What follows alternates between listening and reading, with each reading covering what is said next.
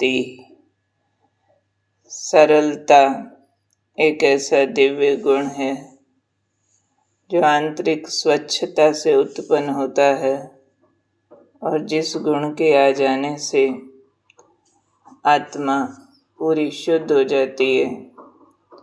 तो आज सरलता के लिए बाबा ने एक सावधानी हम बच्चों को दी है कि सरलता के लिए एक बात ध्यान रखना, अपनी स्थिति स्तुति के आधार पर ना हो। स्तुति होता है एप्रिसिएशन, महिमा। ज़्यादातर को महिमा बहुत इफ़ेक्ट करती है। कोई भी अगर उनके किए हुए काम की तारीफ कर दे तो उनको लगता है जीना सफल हो गया, हमारा किया हुआ सफल हो गया। और अगर निंदा होती है तो बहुत ज़्यादा दुखी हो जाते हैं। तो इसलिए आज बाबा ने समझाया है, कई बच्चे अपने किए हुए कर्म का फल और इच्छा के रूप में फल समझते हैं, इच्छा रखते हैं कि महिमा हो, उसके लिए गीत गाएंगे, उसके लिए खाना बनाएंगे। उस महिमा की इच्छा को लेकर के कोई भी सेवा का कार्य करेंगे और फिर अगर महिमा के लिए किया था, महिमा नहीं होती है तो उनकी स्थिति हलचल में आ जाती है। तो फिर इतनी हलचल में आती है कि बाबा को भूल जाते हैं।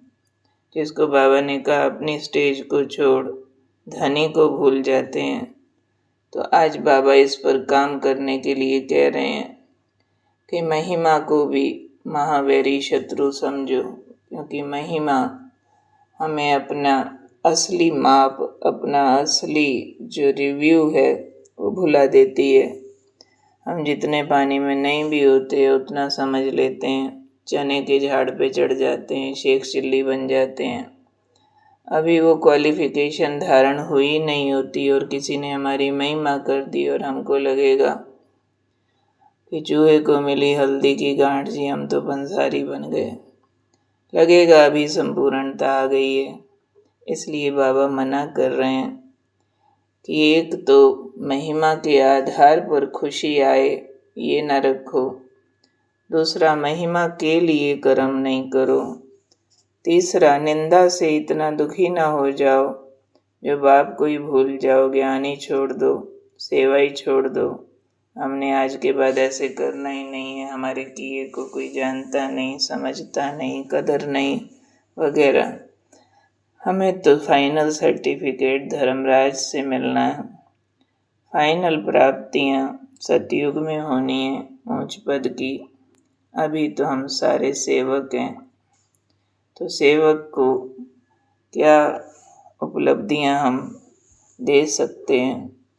तो बाबा ही ओबीडिएंट सर्वेंट कहते हैं अपने आप को, तो हम भी तो सेवक लोग हैं।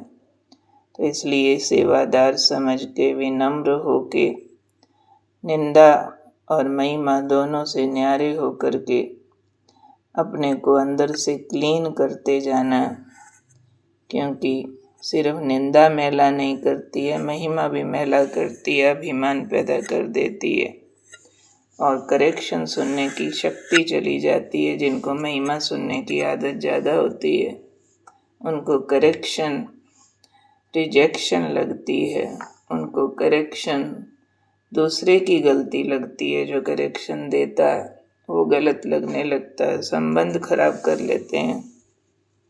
तो डबल अंडरलाइन से अटेंशन की महिमा ठुकराओ, निंदा स्वीकारो।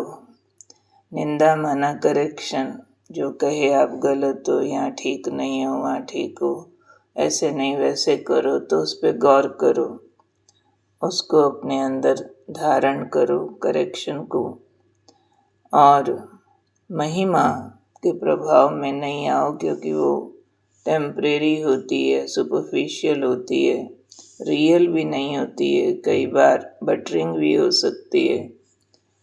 तो स्वच्छता के लिए, आंतरिक शुद्धिकरण के लिए हमें ज़रूर इस बात पर ध्यान देना है कि स्तुति निंदा दोनों से न्यारे एक बाबा के प्यारे। ओम शांति।